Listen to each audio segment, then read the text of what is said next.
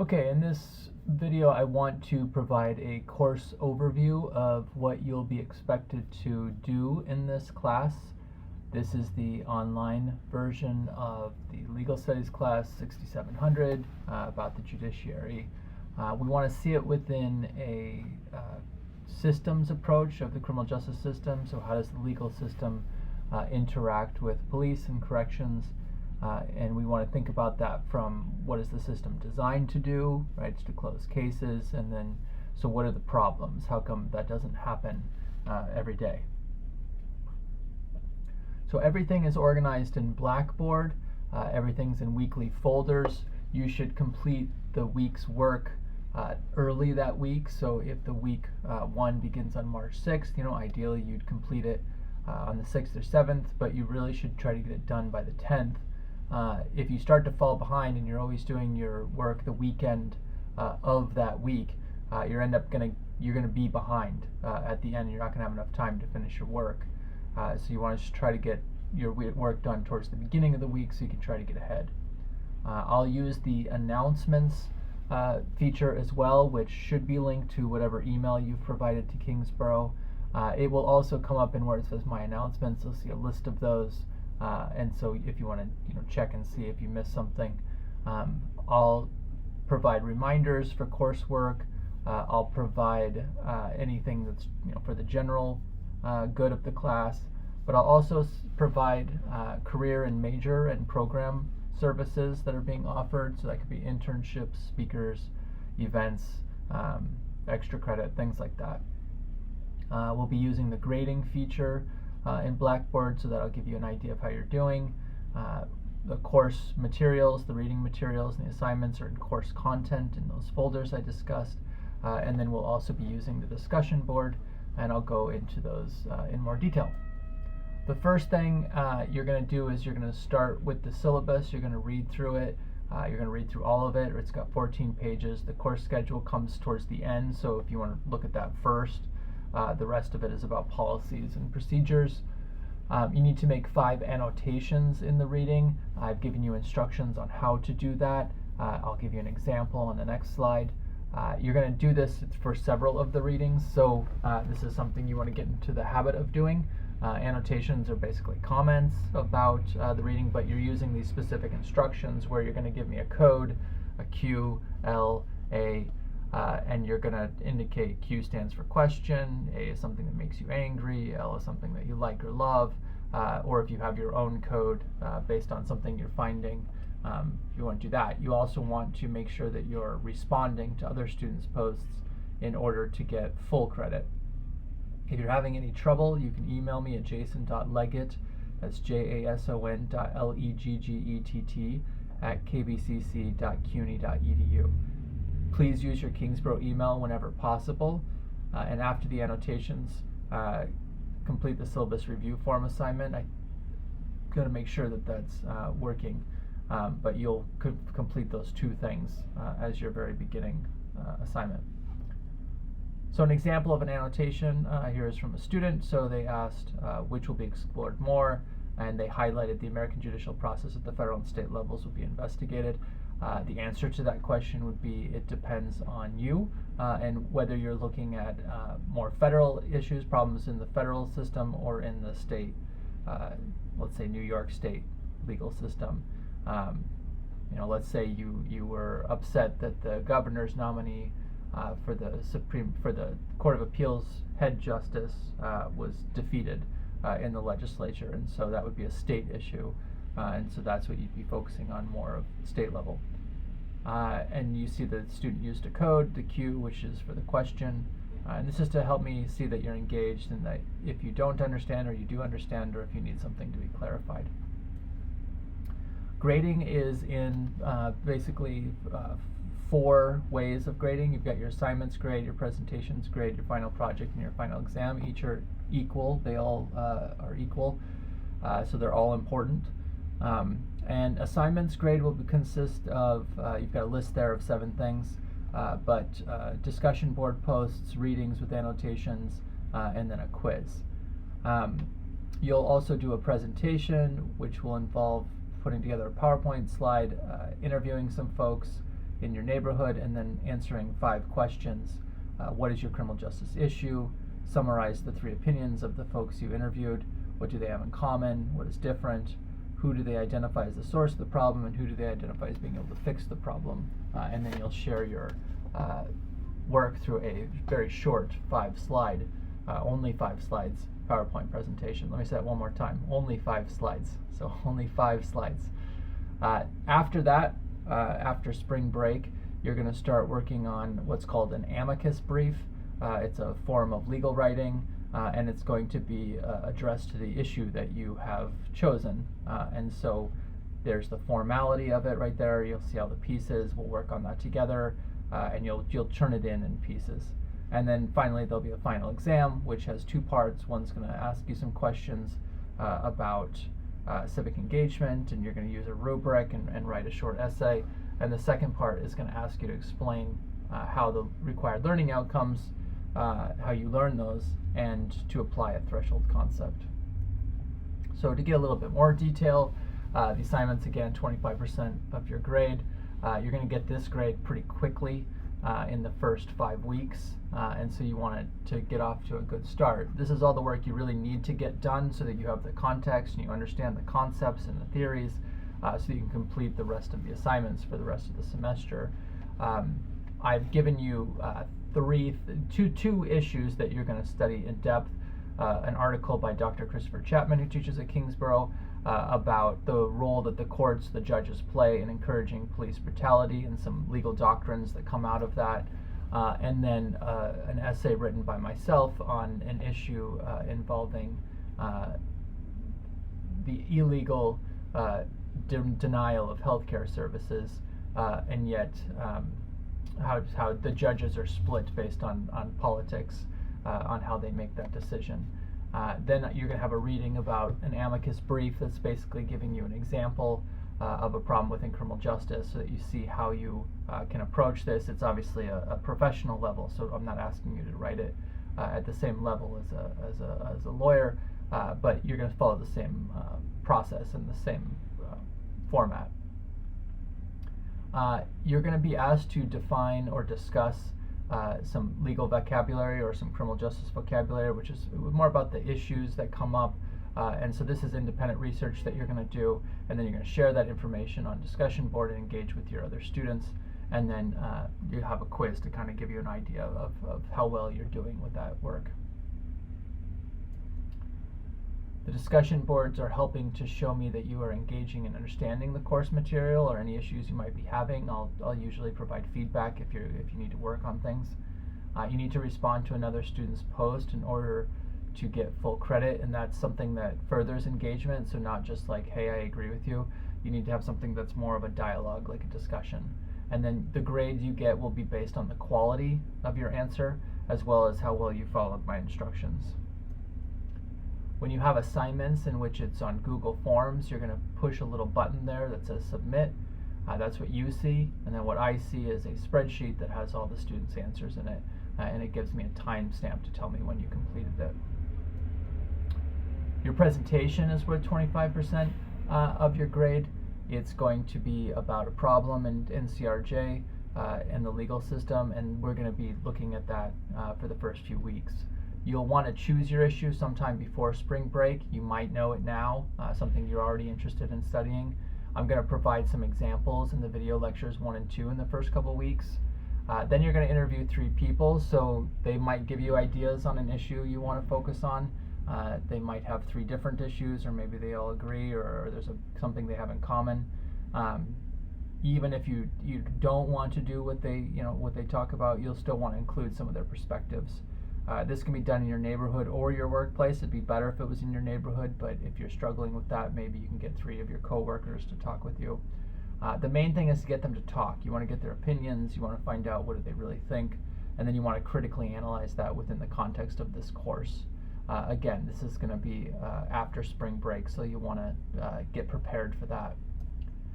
Then the rest of the term will be spent working on this final project, and you'll see it's broken down.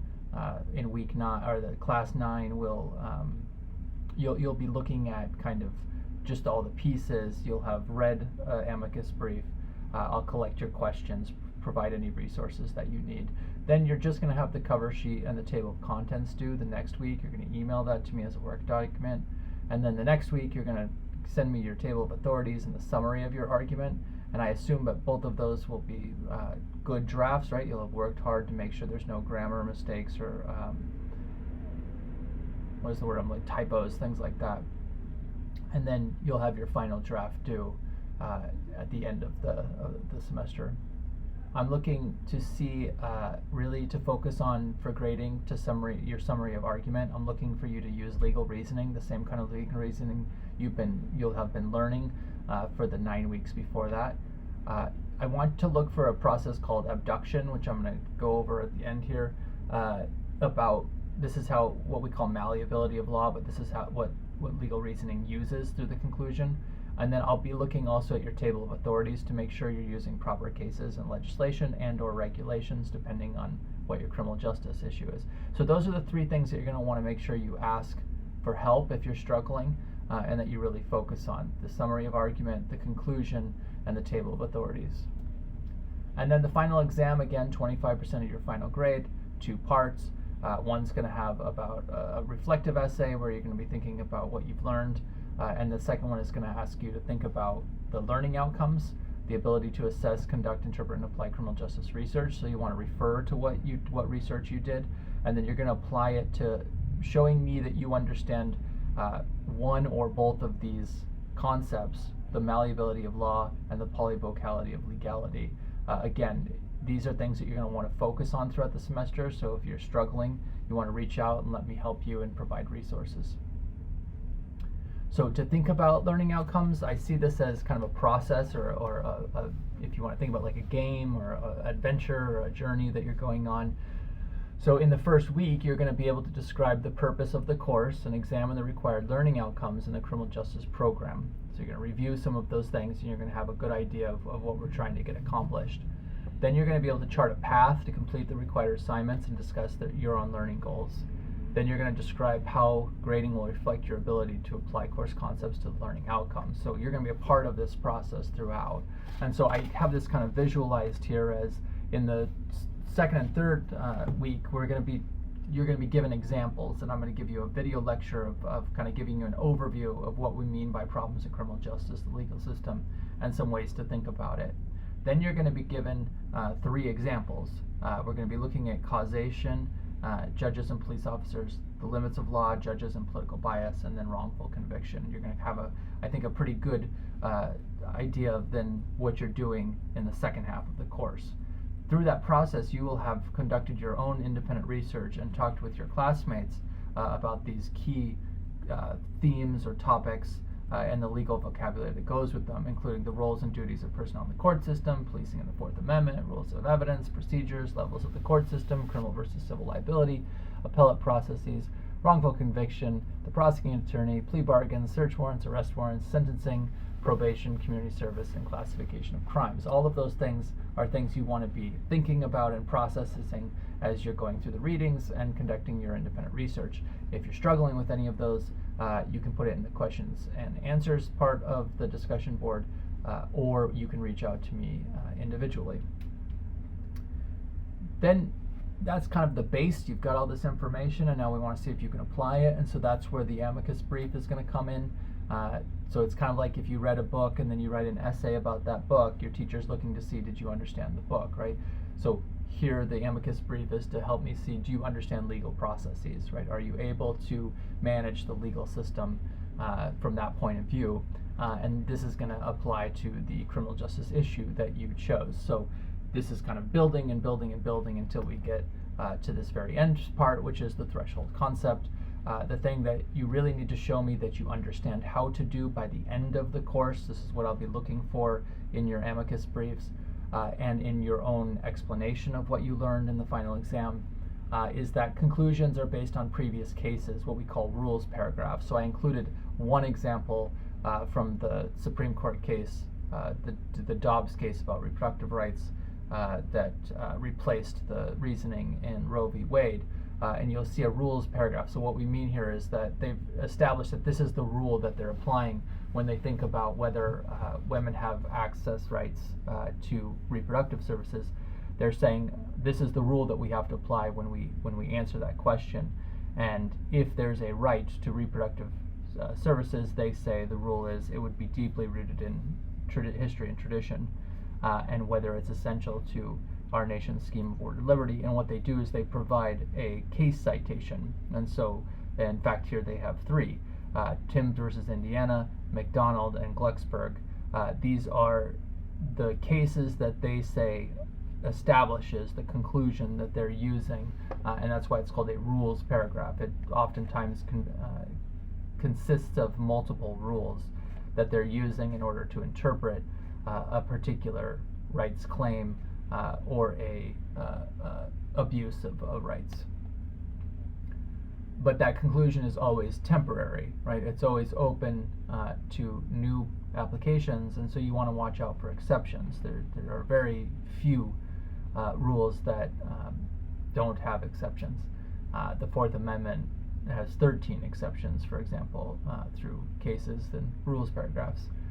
So this is the whole concept of common law. It's built on new cases that don't fit the description, what we call legislation, perfectly, because each side is proposing a different view of either the purpose of that legislation, the application of that legislation, or whether it is a fit for the particular behavior that it's trying to conform. This is what we mean then by the adversary system. We've got plaintiff versus defendant if we're in civil court, or prosecutor, which we call the people, right, versus defense in the criminal court. We establish new legal facts.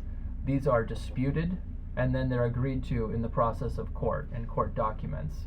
This is not always at trial, but if there are any legal facts that need to be determined, that's what trials do. That's what we call trial courts, right? They're finders of facts, so they're trying to determine what the legal facts are because there's a dispute. However, legal facts are not scientific truth. Just because you have a set of legal facts that people have accepted in a courtroom, that doesn't mean that that's the scientific truth of the matter. You're not there to discover that level of truth. You're trying to do the best you can with the arguments that have been put forward. So there's not an independent truth-finding commission.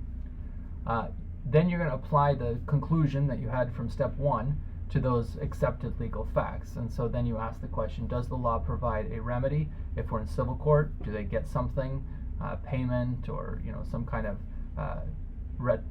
redistribution? Or is there a penalty if we're in criminal court? Or is there an excuse, right? Is there an exception here? And we want to look at previous cases or legislation.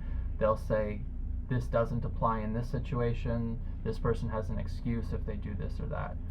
And then you want to provide your reasoning within those accepted legal cases and language, like the court does over here, and then it's a constant circle. You go back up with your new conclusion, and then guess what? It's temporary because there's going to be a new case that doesn't fit that rule perfectly. At first, this is frustrating for students. That's why we call it troublesome knowledge, troublesome concepts.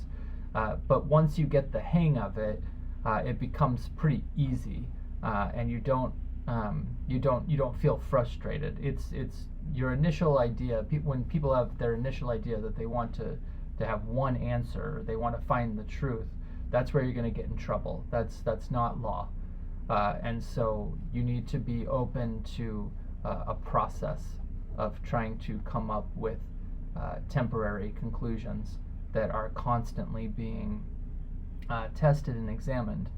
It's similar to the scientific method that you would use in biology or chemistry, but there are some pretty notable differences. Most importantly being that in biology it is scientific truth, and in law, remember, it's a legal fact, and many times we call these constructions of legal facts. We call these legal fictions, things that we assume to be true to try to tell a particular story. And so this is what you want to be able to explain at the end of the semester. So if you don't understand it all right now, right, don't stress out. Again, I'm taking you through that journey so that you can get to this point. So this is an overview of the course, and now you know where things are in Blackboard and how to access the syllabus and to look at the course schedule and plan ahead. So best of luck.